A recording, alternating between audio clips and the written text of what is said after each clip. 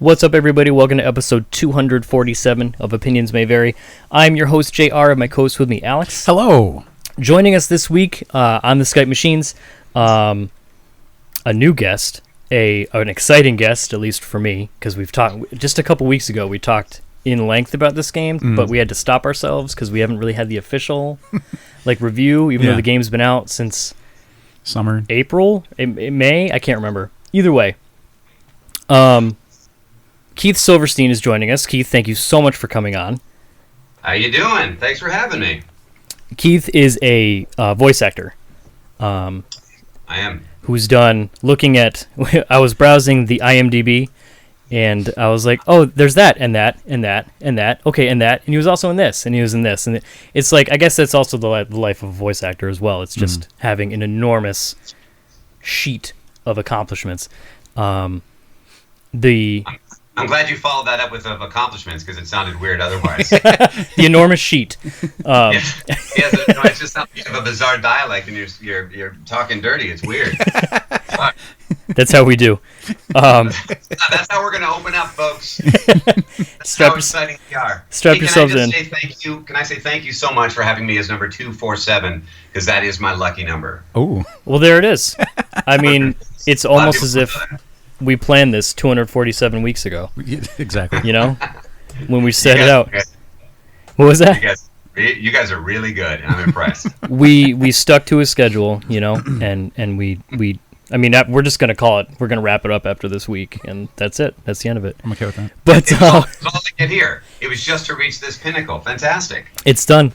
The game, of course. I was referencing earlier that we've been so, what's the word? Encumbered? Is that the right word? Enamored. Enamored? There it is. Enamored's a much better word. Way better. Encumbered, doesn't that mean never mind. Is Overwatch, because literally everyone plays Overwatch. I think it's in the multiples of multiple millions. Literally everyone. And Keith is one of the voices of one of the main characters, who also happens to be my favorite character. So it's almost like I'm biased as to who's on the show. But, you know, whatever. So Keith voices Torbjorn, which has me very excited because he's the best, obviously. He's not in the meta, which he needs to be. I don't know if do you watch any of the competitive Overwatch? I have not seen it yet. No, nothing competitive. I play the game, not at any type of a competitive level, however. Okay, I have so many follow-up questions just to you saying I play the game. And again, I'm trying to avoid the typical, the questions that might always get asked. How do you get into the business, Keith? Is it, voice, how do you do it? Everyone wants to be a voice. We're not going to ask that question, Keith, I swear. Cool, thank you. I actually appreciate that. We do get that a lot. Everybody gets that a lot. And you feel like, wow, there's so many books out, people. It's just such a go-to question. At one point, you're like, really? But really? But books take so much effort. Isn't there a really easier way, something that I don't have to work as hard for? Just get them on your podcast. Spend 246 weeks. I said sex. 246. I noticed that. Yeah. We're off to a great start here tonight. Well, let me just get this out of the way right off the bat here for you. Do it. Pick them up, break them down. Oh my God. You have to do that, right? I mean, that's just. It's mandatory. How did they're like, oh, okay, maybe it is him. All right, okay. Sorry, I'm a little You're sweating right now. Not the starstruck. It is that was rad, Keith. Your voice struck. There it is. Because you don't want to be that guy to be like, hey man, can you do the voice? No, it's all good. It's all good. We go to conventions and stuff, and I usually volunteer that when people. It's kind of important. It feels weird to not. Even though you've got photographs behind you and banners and posters and things to sign and stuff, it feels weird to not prove it when a fan's there and they want an autograph or something. You know what I mean? So, right. So I'm happy to throw that out. Most of the time, just because otherwise I feel like I'm just pretending.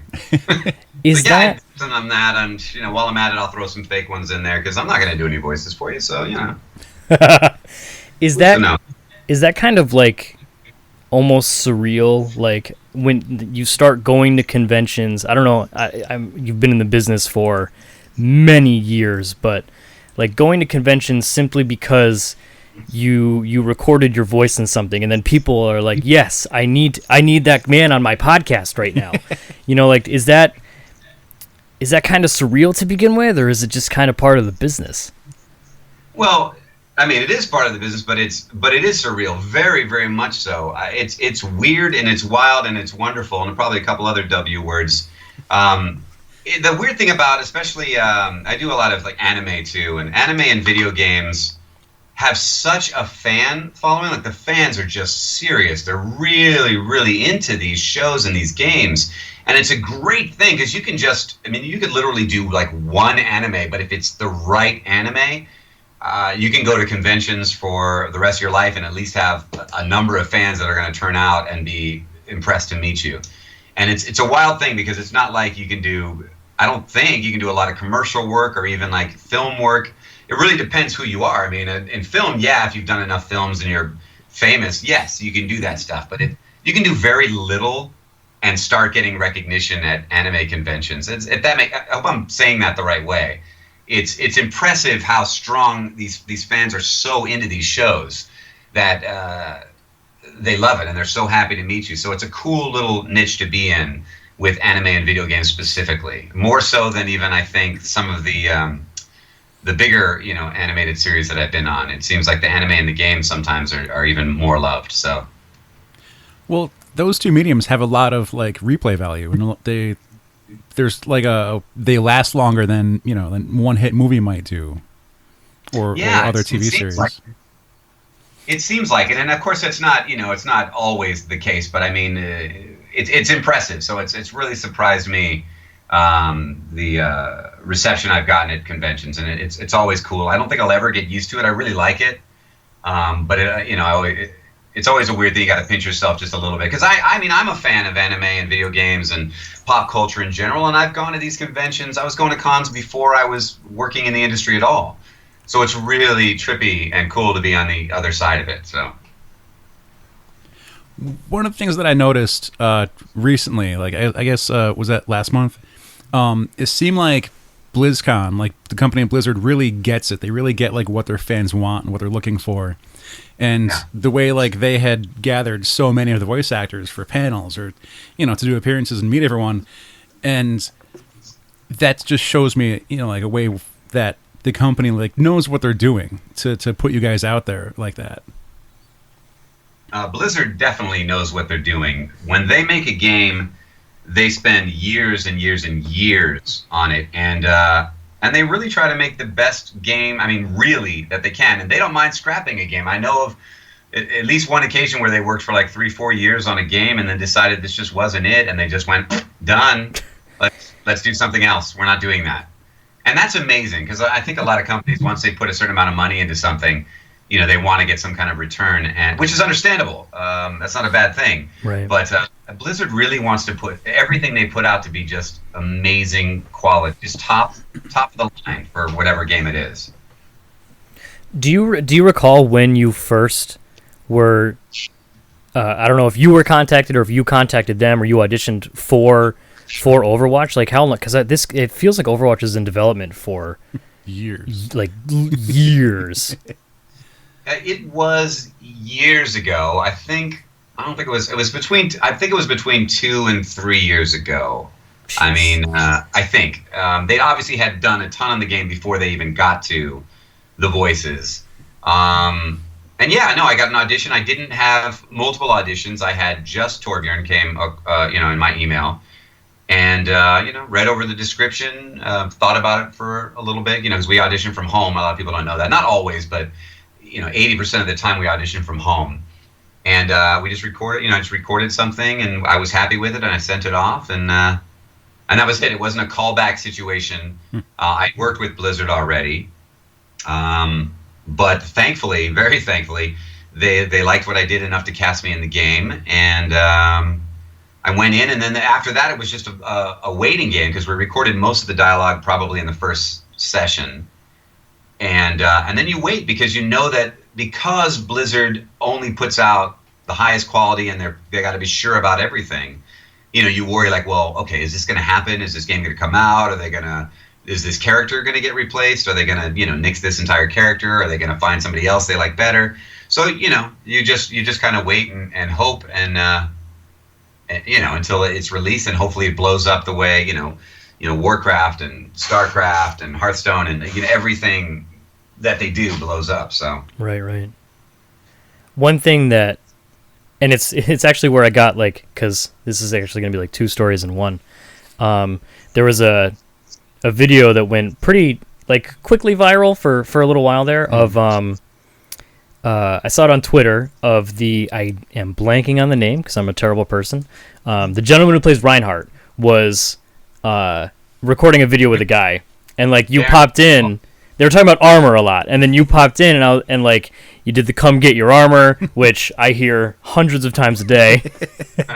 Right. You will never find your armor. I'm so. What was that? I said, "Come get your armor." Oh my god! They just don't hear it enough. Oh my god! That was. I can't be professional right now. I can't do it. But you popped up in the video, and like I remember I sent it to a friend of mine. I sent it to Joe, and he was like, "That did not match what was in my head." Like and I'm right, yeah. I'm gonna lend that to. I'm gonna gush a little. We're really apt to gush over people we admire. I'm gonna lend that to the talent it takes to go from, because like your normal speaking voice right now, if you were to walk up to me on the street and be like, "Hey, I'm Keith Silverstein, I voice Torbjorn," no, you don't. You're not Swedish. Right. There's no. Have that deep voice. That's not right. I mean, it's kind of deep, but not. Yeah. But like, just watching that video, and then there was the one from BlizzCon, which featured like almost all of you, and it's just really, really cool to see everyone from the game that I love playing so much and I've spent so many hours on. It's like, oh, they're all friends, and it makes me so happy, like. They know each other. Well, listen, let me. I'll set the record straight on what that was. First off, Reinhardt is Darren DePaul, and so yes, that was the first thing that you saw. The other one was not actually at BlizzCon, and a lot of people seem to think that was at BlizzCon. I thought it was at BlizzCon. Most of the actors, most of us were not at BlizzCon. I think there were like 8 or 9 of us, I think, were featured at BlizzCon this year. But what happened is the Monday after BlizzCon, we were all invited down. The entire cast was invited to Irvine, which is where the Blizzard campus is. And a number of us, I think most of us, had never actually been there. That's not where we record regularly, although they do have studios there. We usually record up in LA. It's a little easier for everybody. Most people are up here. And so we all went there. A lot of us had not met each other before because we record separately. So we were all in awe of this amazing campus and all the statues and all the cool swag and everything that they had there. We got a full tour of the place. We got to meet each other. We were provided with a great lunch. And then we met all the programmers and designers and writers and everybody that worked on this game. And we were at least as excited, if not more so, to meet them than they were to meet us. And then we did like a private autograph session for everybody that had worked on the game. And we had a lot of fun. And during that, we goofed a little bit. And that's when we filmed those little, I guess, tidbits, those little skits, if you will. Right. Did you see the animated version that someone had made?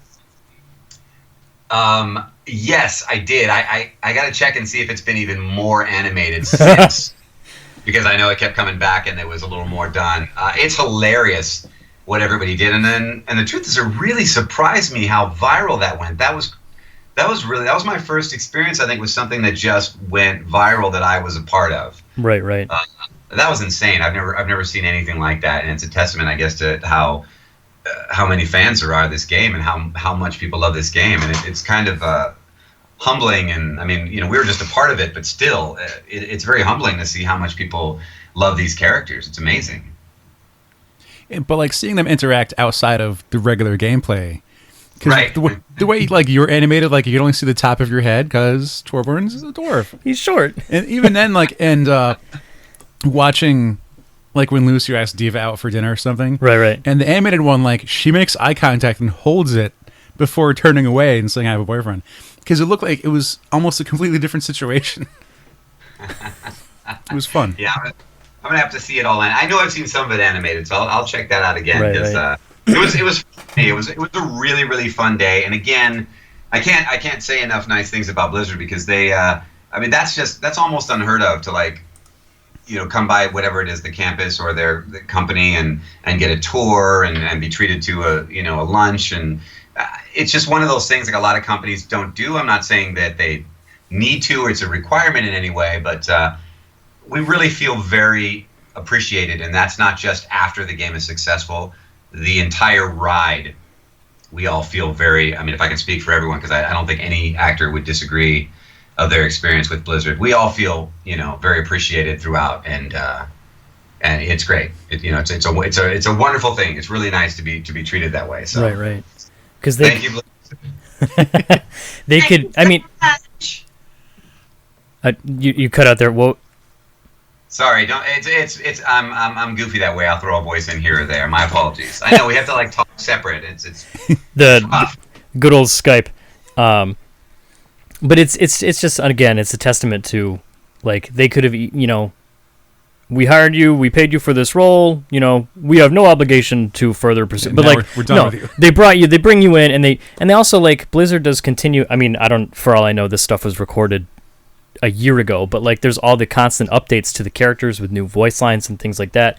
There's there's rumors. I'm not going to dig, because I'm assuming you might know. There's rumors of like the holiday stuff coming out. Mm-hmm. Like someone found the audio of the holiday music theme thing like hidden somewhere. But like, it seems like they give, if I can be blunt, but it seems like Blizzard gives a shit, which is refreshing, especially these days, because these days are a lot of fun with everything else going on. But anyways. Yeah, they definitely give a shit. You can quote me on that. Blizzard gives a shit. Okay, they do. Keith Silverstein confirmed. Blizzard gives a shit. It's not really breaking news. Anybody that's worked with Blizzard knows they give a shit. Anybody that's played any of their games, clearly they give a shit. So it's true. They give a shit, not give us shit. That sounded like I said that. But. This is a question that could apply to Torbjorn or to any of your other characters. Okay. Do you get to see, like, how often do you get to see, like, what they look like or their mannerisms before you voice them? Or is it often just a blind reading? And do you ever want to go back and do it differently after you see them animated or see how they've developed? Oh, interesting. We see a good chunk of the characters we get some kind of visual for when we're reading for them. Even at the audition stage, usually they have an image. Sometimes they don't at all. Sometimes it's just you just read their description. That's all you get. Other times with a lot of the military games, when you're auditioning for those, they'll have an actual person as a reference. Like, they're not really using it, but an actor you might know. We want a whatever, Brad Pitt type for this, and you'll just see a picture of Brad Pitt, or whoever it happens to be, when they don't have actual artwork for it. But most of the time you do see something, and if not, then probably when you come in, they show you a little something. But it's true, sometimes they don't, and you're just going completely off of, the description. And then, do I ever want to redo it once I've seen what they've done? Mm-hmm. I don't know that I ever want to redo it when I see it, but sometimes it surprises me.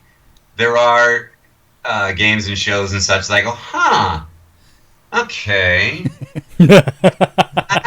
I didn't, do I sound like that? I'll give you an example. I play played Kirby O'Neill in Nickelodeon's Teenage Mutant Ninja Turtles, and who's April O'Neil's father.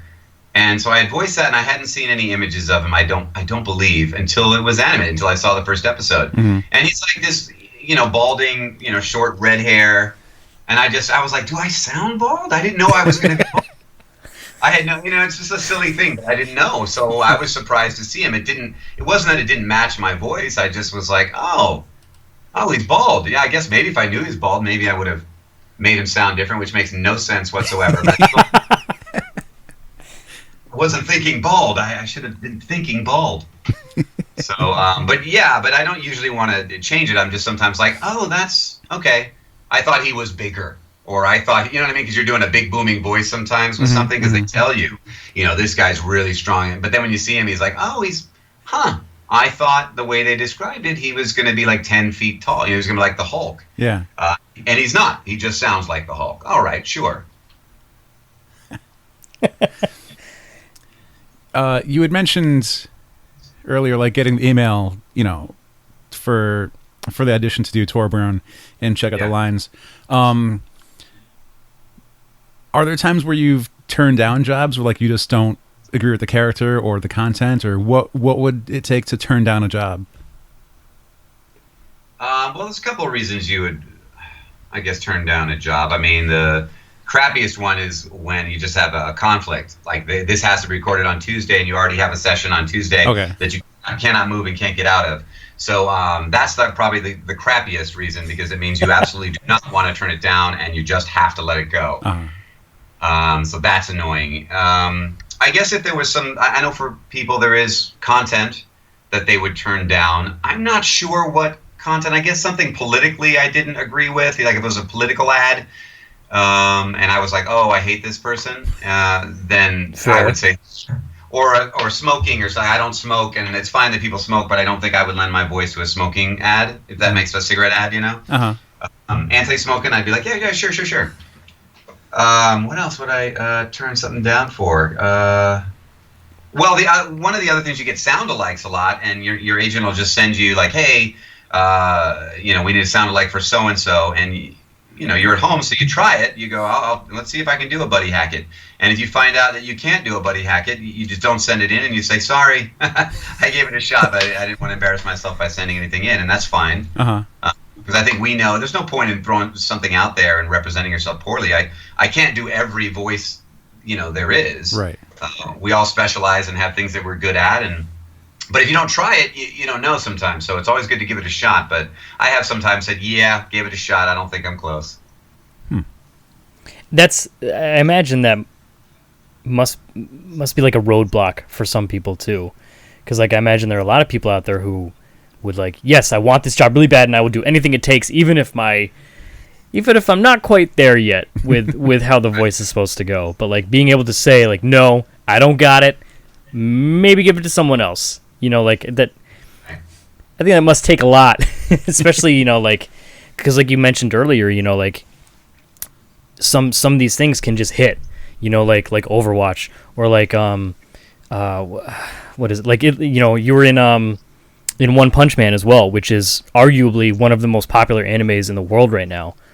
Yeah, that one's pretty huge too. It's been a good year. A few of the things are really, as far as fans go, they've been really like good notoriety on a lot of the stuff I'm working on this year. So it's been really cool. I've enjoyed that. Touching on it a little bit there, obviously the IMDb page is lengthy, but like even just browsing like your Twitter page, it seems like you're a pretty big fan of anime as well. Yeah, I love anime. I grew up on anime. I didn't know what it was. I grew up on the East Coast, and I had one of those, back before cable and stuff. You guys will have to imagine this. You had 13 channels, and then you had this mystery channel called UHF, and you would hit that, and then you had a separate tuner. You would kind of dial it, and just like you're trying to find a radio station. Yeah. The desert. That's basically what it was. And if you got it just right, something would come in, and I found this channel that played all these Japanese shows. It played like what basically is essentially the Power Rangers, except not in English. Like the original. I used to watch that, and I watched Johnny Sacco and Giant Robot, and these are live action ones. But I used to watch Shogun Warriors, which was animated. Kid the White Lion, Speed Racer. There was a show called Marine Boy, which featured a lot of the cast of Speed Racer. And I loved that. Battle of the Planets, also called G-Force. So there were a bunch of shows I grew up. I didn't even know it was anime or what it was. I loved the style of animation. I loved the level of action. the intensity of drama. I mean, it beat the shit out of like Scooby-Doo as far as I was concerned. And I watched Scooby-Doo too. Don't get me wrong, but I just there was nothing like this, and I had to go out of my way to find it. Mm-hmm. And so when I got a little older and figured out what it was, I pursued it. And when I was in high school, still to this day, my favorite anime is the Robotech series. Mm-hmm. It just blew my mind because at the same time you had Transformers and G.I. Joe on, which are both great shows.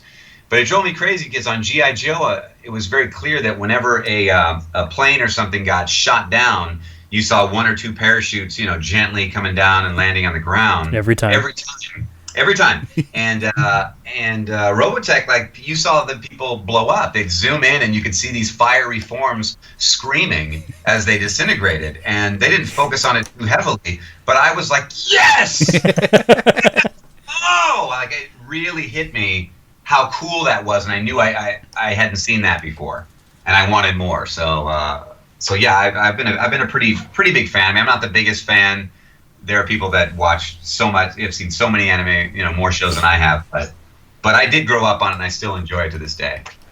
One thing that I really dug, because I've mentioned it many times before on this. I do enjoy some anime. I'm not like a huge diehard. Like, I've seen pretty much all the ones that you'd expect. I've seen Trigun, and I've seen Attack on Titan, and I've seen although Initial D. Not everyone is. I love Initial D. But like judging, like just looking at like your Twitter feed, it's like you're live tweeting it with your fans, and like you're also in these shows. So it's like double, like these people follow you because they dig your work, and then they get to follow you and watch you talk about the show that you're in. Well, like, it's just really neat. I'm loving it. That's kind of new for me. I started doing that with the.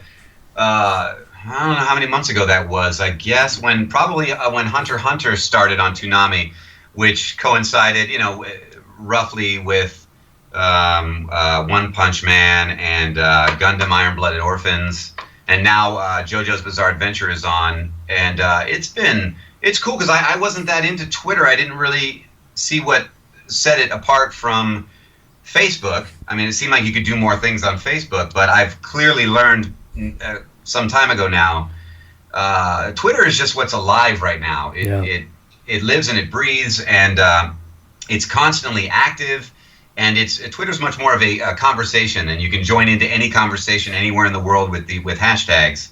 I didn't get that at first. I kind of was, Facebook's more like a great photo album, if that makes sense. You can put stuff up, and it's like your own little website that you can control very easily.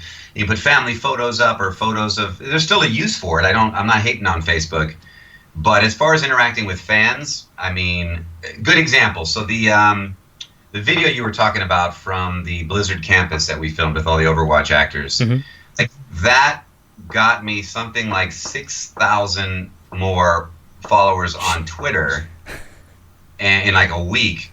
And that same week, I got like 100 followers on Facebook. Yeah. Right. Yep. And so to me, it's like, one is just really alive for the fans and for a lot of people, and the other one is still serves a great purpose. I'm still on Facebook, but it's much more to keep in touch with friends and family and see photos of cousins and that kind of stuff.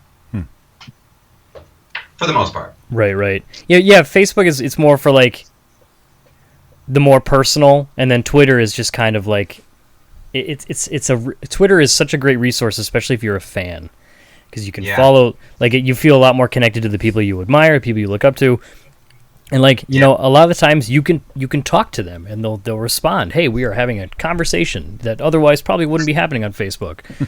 It's pretty cool how that works. It really, and I enjoy on my side being able to not just interact with the other actors and people that I work with, or sometimes work with or seldom work with, but the fans. I enjoy that too, being able to have access to the fans. I mean, it's a pretty great thing both ways, Right. I'm looking something up. Oh, okay. Doing the research. I was doing a little research, and going back to what you were saying about watching, anime shows on like the UHF channel and whatnot. Yeah. And looking up like what you voiced, did you watch Lupin the Third like the first time around, and having gotten to voice him as said in 2015? I did. Lupin the Third was one of my favorite anime series, the movies and the series. I just always loved the characters. It was such a fun show. I mean, I got into it back. There was a video game that was, you remember Dragon's Lair? How it was a Laserdisc game? You remember Dragon's Lair? Yes. Yeah. So they made a Lupin one. It was called Cliffhanger. And when I was young, I mean, I don't know, if this junior high or something, this game came out, and I loved these Laserdisc games. And it was Lupin the Third. I didn't know who he was at the time. But, a few years later when I found out, oh, that's an anime? That's where they got that from? Like, I started watching it, and I loved it. Never thought I'd really have the opportunity. There's a lot of really talented actors who've played Lupin the Third and are known for that. But a weird string of circumstances happened, and I ended up getting an opportunity to voice him. And it was an honor. It was really one of the coolest things personally, that happened in my career. That was a very cool pinch myself moment. And I'm very honored. I'm proud of the performance, and I'm very honored that I had that opportunity. So that was cool. That was a fun moment as a fan for me. It's almost like living the dream, just about. Yeah, no, it was really cool. Because you get to voice, if it's a character you already know and love, and you get the opportunity to voice it. For me, because I love pop culture, and I geek out over this stuff. Mm-hmm. That's really cool. If it's a universe that you love, like if I get to work on a Transformers project or a Star Wars project or a Street Fighter or whatever, that's really cool for me. And then the flip side, we've been talking about Overwatch. When you get to originate something, that's really cool too. Because when I voiced Torbjorn the first time, like it wasn't anything. Nobody knew who that was. I mean, they'd already announced the game, so even when the name was out, if I told somebody I'm on Overwatch, I play this character, it didn't mean anything because it was pre-beta. Right. You know what I mean? So, and then even when it was beta, most people still didn't know because there were only, I guess, hardcore. I don't know how many people played the beta, but nowhere near the number that are now playing it. Oh, yeah. Even during the beta, like, because I remember seeing it at PAX like a year before the beta came out, and essentially the only people anyone knew about was like Tracer and like Reaper. Like I just remember seeing Tracer everywhere, and then it was the Tracer controversy with the butt pose and all that stuff. Yeah. They actually were going to go a lot more risque with Torbjorn originally, but when that happened with Tracer, they pulled back on his butt too because his armor was much tighter, if I can say that. It's like missed opportunities, man. It's a shame. Yeah, so you'll never see that. I mean, maybe one day the original design for him will surface, but I know they pulled it back immediately once the controversy happened with Tracer, and it's kind of a shame, but maybe it'll surface at one point. The best part is I can't even tell if you're joking. It's I'm just gonna believe it blindly, and that's fine. Once this hits the internet, like if fans that are creative hear this, they're going to make their own. Listen, hey, please, I would love to see all the artists out there. I would love to see their version of the tight armor on Torbjorn. That sounds hilarious. The sexy Torbjorn butt pose. Oh no! Sure. Don't go too far, though, folks. Don't go too far. Yeah, we don't need to destroy Blizzard. Minus the turret. Tasteful, sexy is fine. I don't want Torbjorn porn. Torbjorn. There. Oh, you fit right in. Torbjorn. I don't want that. That's going too far. Please don't tweet that stuff to me. Bjornborn. But if it's funny, I'm happy to see it. Absolutely. Please, then send it my way. But like during the beta, I remember everyone was playing Bastion. Everyone. Including myself. I was like, oh, he's like a gun robot guy. And then I remember like just scrolling through like when the game first came out, and like it has like the star ratings on how quote unquote difficult the hero is to use. Yeah. And I remember looking, I was trying to go through like all of them and like experiment like Soldier 70, he's one of the easier ones, quote, because he's like Call of Duty, whatever. It's the gun guy. Yeah, the gun guy. And you walk through, like, you do the tutorial with him. So, like, you learn him right off the... Like, after the tutorial, I thought everyone could run. Yeah. I was like, why can't I run with this guy? Oh, that freaked me out. But I remember, like, going to Torbjorn. He's he has all these different abilities, Yeah. or at least it looks like it. Like when you first, because like there's the hammer, and then there's the gun, and then there's the turrets, and then there's the hammering the turrets, and then there's the armor. And I was like, fuck that, that's way too hard. And like I came back like at the very end of the beta, and I was getting like 30 kills a game. I mean, this is also back when the turret was strong, because we play on PS4, so it's a Gotcha. Okay. like the turret was a little bit stronger then. It's just, you know, and then everyone started to catch on, and you know what? I don't understand all the Torbjorn hate. You know, you just got to play him correctly. Yeah. I use turrets Right. as distractions. I don't sit there and just this is how I put it when we play, so I have to excuse again my bluntness. I don't just sit there and jerk off my turret. You know? Like the turret goes up, and then I'm running around trying to kill people while they try and kill my turret. You know, you got to play it correctly, man. You don't just sit there and hammer the turret. Anyways. Yeah, no, I learned, at least my style with him is I put down that turret early and often. I'll put it down just to get, if I'm going to stop it all, I put it down. And then I can keep going. Yeah. You know what I mean? But it's like, I think he needs the turret, but he doesn't need to just stand behind the damn turret and make that his whole game. Of course not. In fact, I find I get picked off when I do that, if I do that too much anyway. Because then they're shooting the turret and you at the same time. Exactly. Yeah.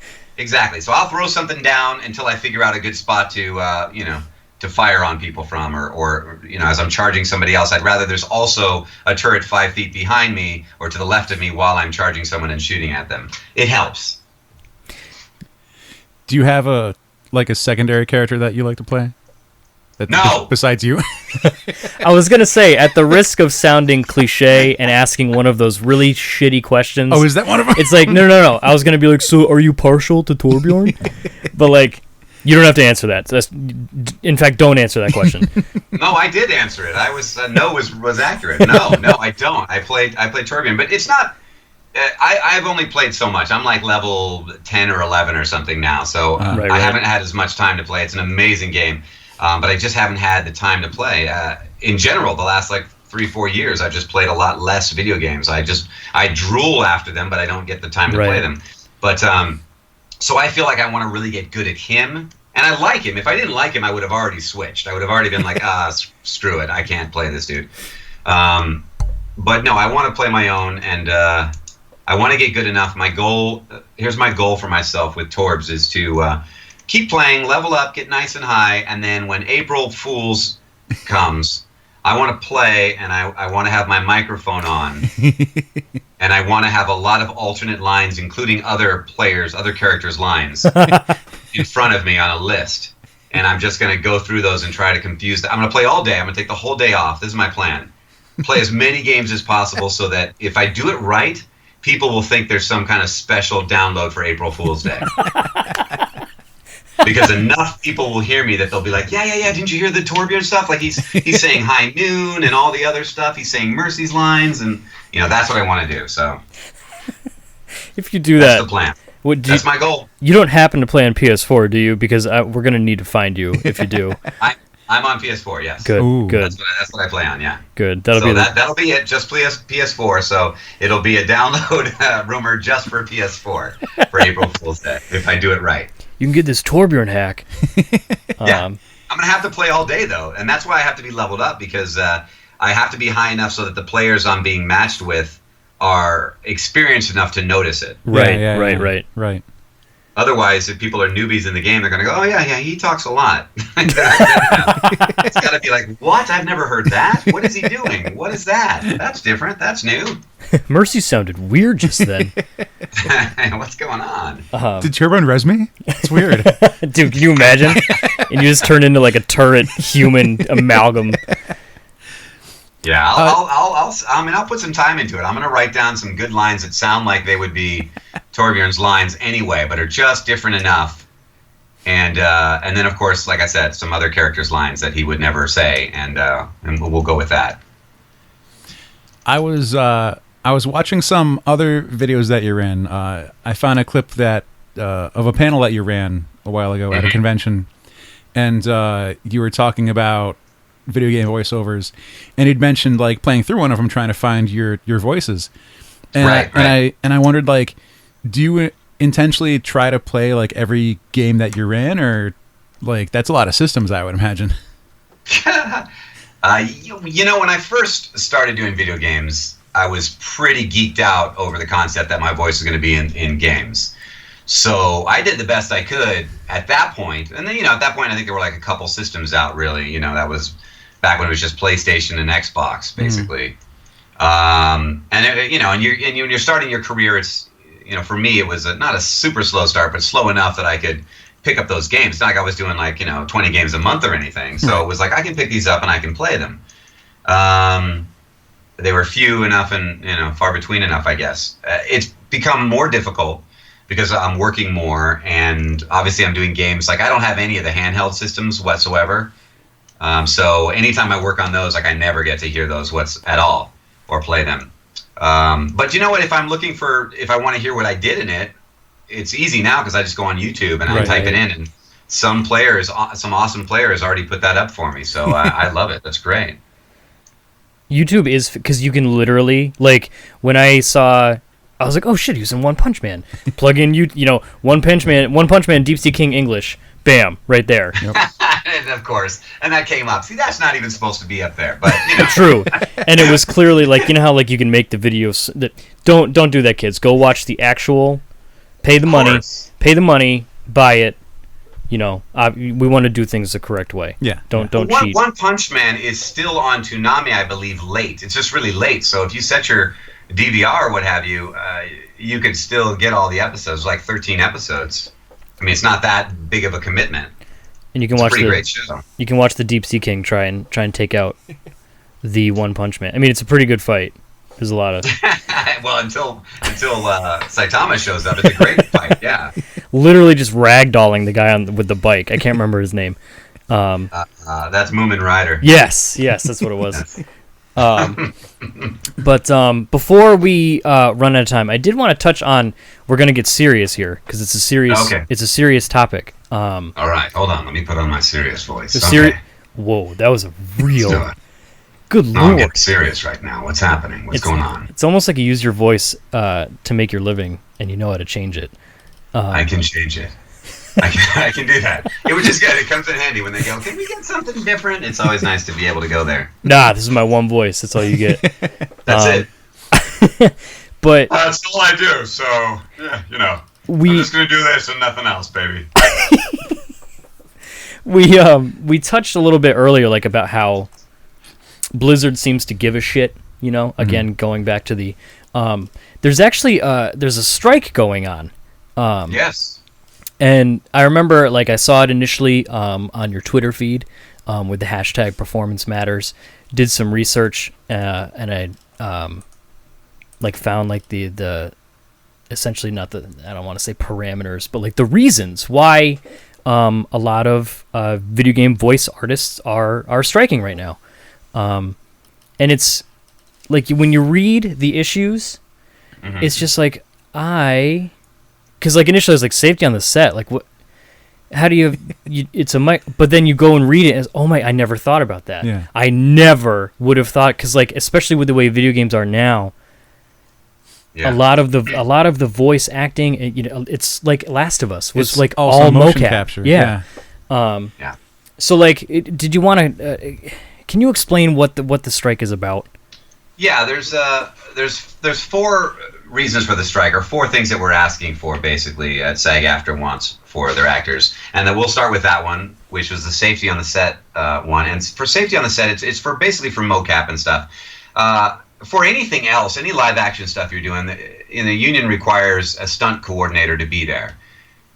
Who knows? Like, okay, hold on a second. You're going to do what? Let me check this. Let me make sure this is safe. Let me, you know, they're there to protect the stunt people or the actors or whoever.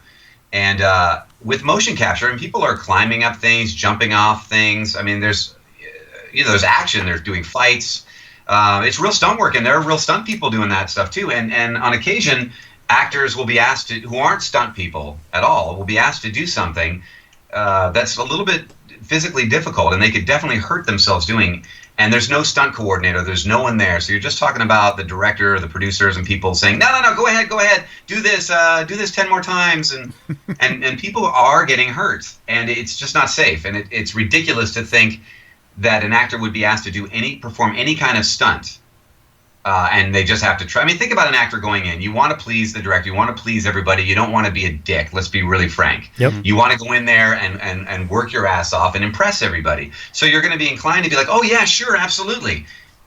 And we shouldn't be put in a position where we're doing things that aren't safe because we need to, please, and we want to be able to work again for this company. So that's safety on the set, which seems like a no-brainer. Like, of course, everything else union, somebody has to be there, a stunt coordinator. So that's what we want. The other one is transparency. We want transparency, and this has caused a little confusion on the internet too. Now, when we audition for things, and in fact, when we book them and sometimes read on these games, the secrecy is so much that we are given a fake name for the game. We may be given fake names for the characters, and we're not told much about the characters, just as much as we need to perform the role. Now, I understand their need for secrecy. We sign non-disclosure agreements, right, and we sign them when we audition frequently, and we sign them when we book the gig as well. So we're not supposed to talk about it anyway. And there's a recourse against us if we do talk about it. They will fire us and not hire us again. So we have plenty of motivation to agree to go along with our agreement. We've signed it. We won't tell anybody. If we screw that up, they have plenty they can do against us to make us suffer for that. So that's not a problem.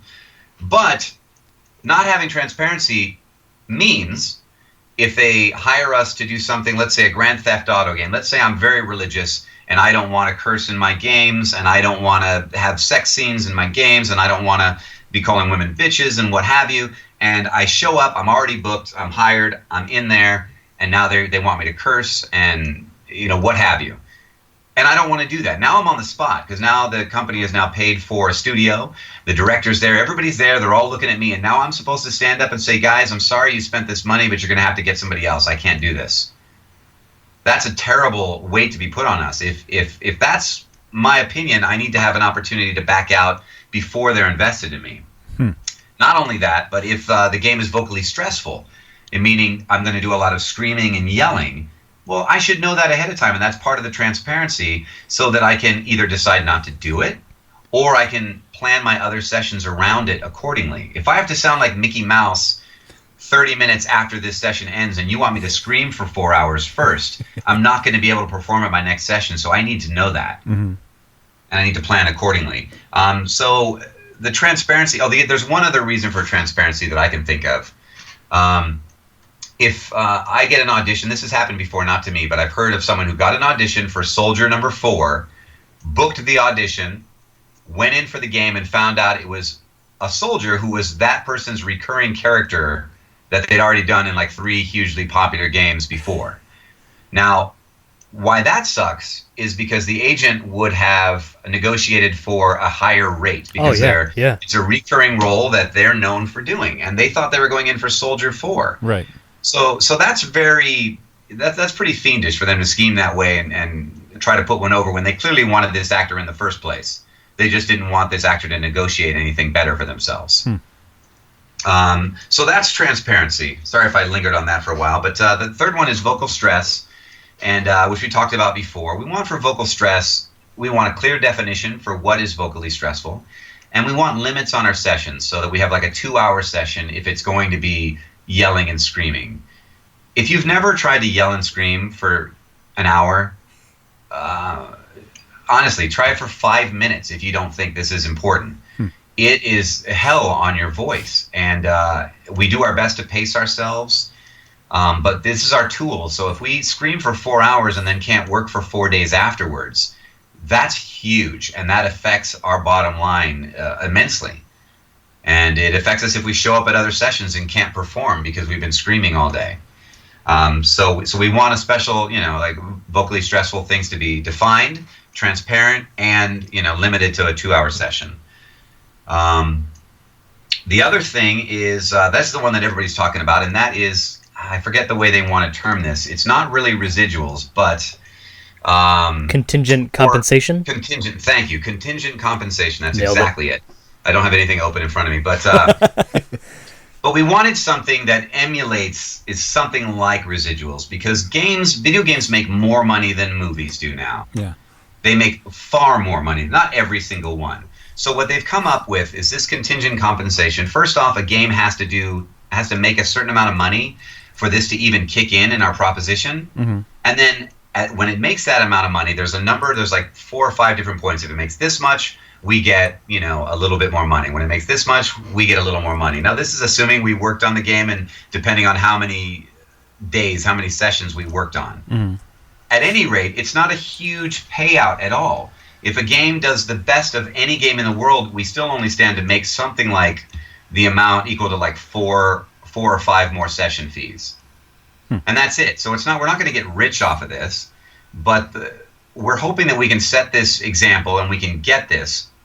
And if we get this, hopefully the other people like the developers who work so hard and the writers can maybe get something too. Because as it stands now, it's just kind of the CEOs and the company that are really making a ton of money when a game does really well. They don't share it down the line with anybody, as far as I can tell. And one of the things about all 4 of these is you got to know that the game companies have not come to us and said, well, we'll give you these 3, but not this one. Uh-huh. They've denied us all across the board. The only thing I know they offered is I think they offered $50 more a session. And that's it. That's like gas money. It's like gas money, and they haven't said, well, we'll give you 50 and we'll give you transparency.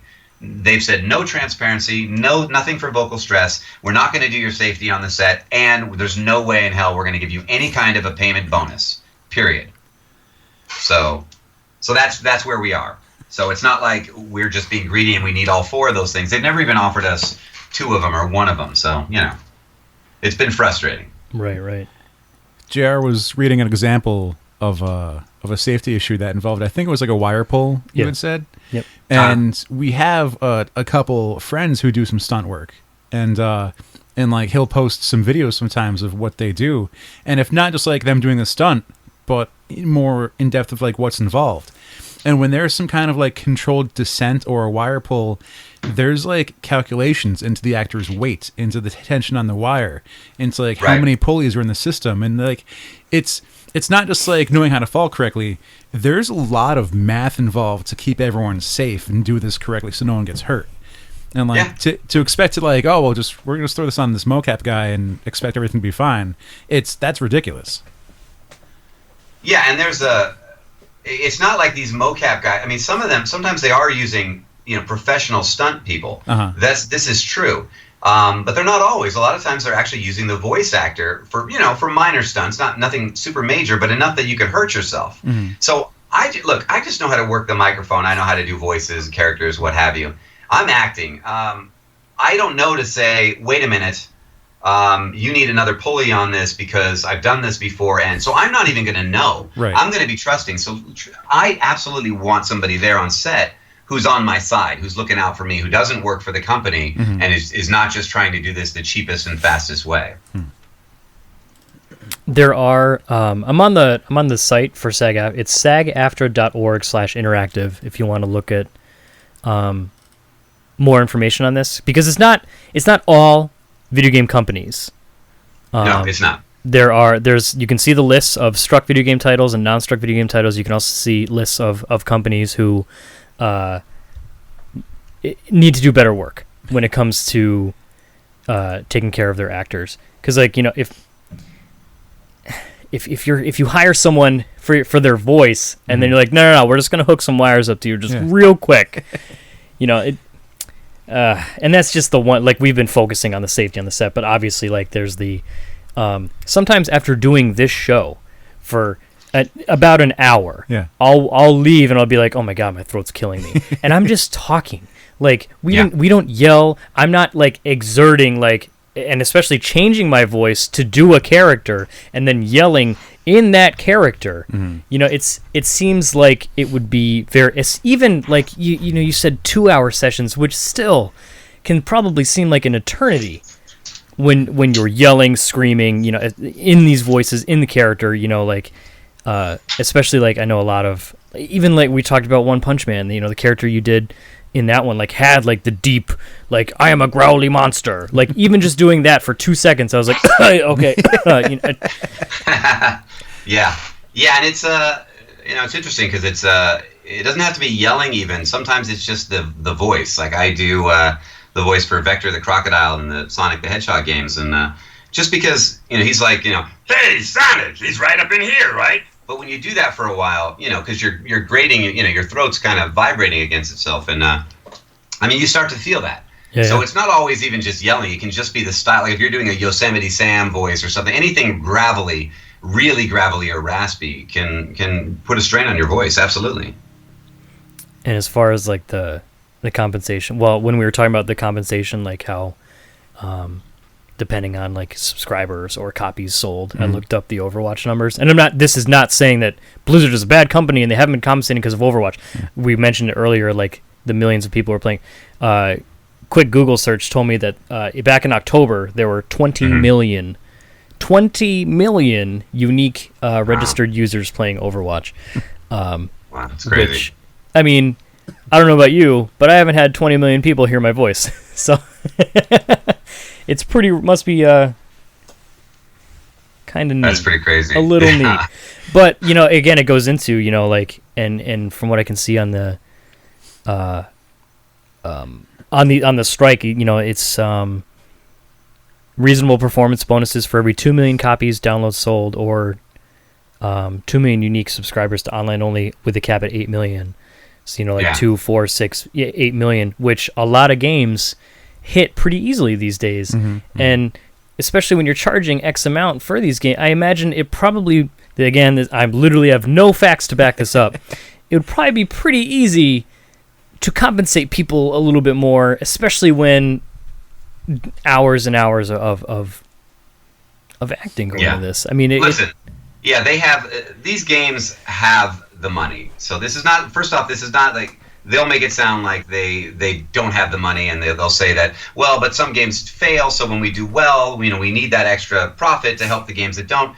But you got to realize, when we go in, like a session fee, is under $1,000 for a session fee to work all day on a game, basically. And you don't get one every day, and you work really hard to get when you audition to this.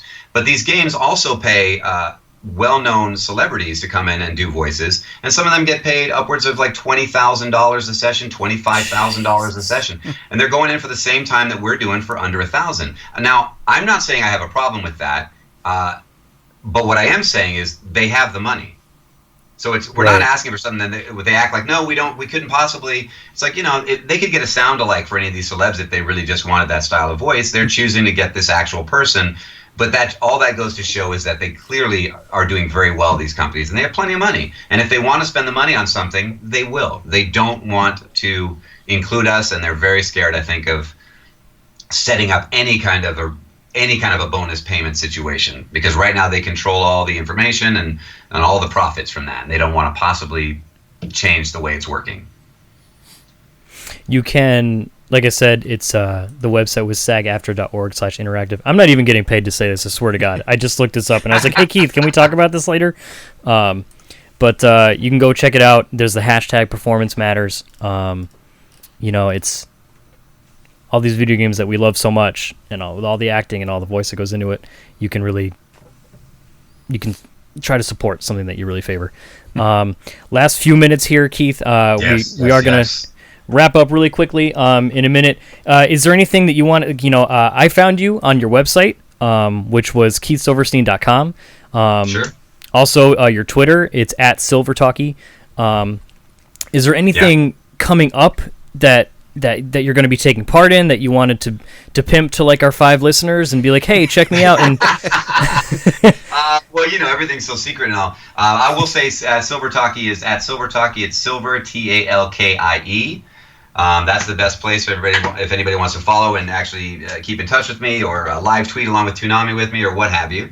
Coming up, I got to work with Funimation. They've announced that recently in January. There's a theatrical release for the series One Piece. There's a film called One Piece Gold.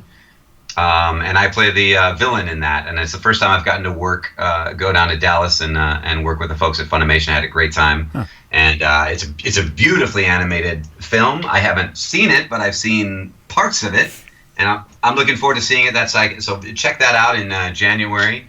You can get lots of information. There's a couple of trailers out online right now for that. It's called One Piece Gold. Trying to think of what else is new that I can talk about. Yeah, I don't know. I don't know that I can talk about. There's lots of cool stuff. There's lots of cool stuff I can't tell you anything about. But it's coming. It's coming your way. You heard it here first. Cool stuff coming. Confirmed. Keith, I got to say thank you so much. It was an absolute pleasure getting to talk to you, and hopefully not asking you the same shit that you've been asked 30,000 times before. If you're at Kineticon again this year, maybe we'll see you this year, because I was an idiot and missed you last year, even though we were right there at the press junket. Anyways, that's another story. That's funny. That was I remember that press junket. It was really fast. It was like 3 questions, and they said, all right, you're done. Go. Yeah. And I was like, what? Okay. They were giving everyone like 20 minutes to half hour. It was baloney. I don't know if that was the day we were there even. No. I didn't have 20 minutes to a half hour. I sat down. Like 5 minutes? And I got 3 quick questions. I still had like 12 people with their hands up. And whoever was running it was like, all right, thank you. That was Keith Silverstein. I was like, all right, sure. I guess it was. It was. Bye, everybody. Bye-bye. But again, thank you so much. Congratulations on all the success with Overwatch and all the stuff to come. It's been an honor. Sounds so lame, but it was so rad, man. Thank you so much for coming on. Oh, thanks for having me. I appreciate it. This was fun. I'm probably gonna go home and oddly hear your voice some more. Anyway. That'll be weird if you actually do that. I was playing earlier tonight, and I was like sitting next to my wife, and I was like, I'm about to go talk to him. Okay, now that I've made this thoroughly weird, we are gonna wrap up. So until next week, I am JR. I'm Alex. And I'm Keith Silverstein. And this has been episode 247 of Opinions May Vary.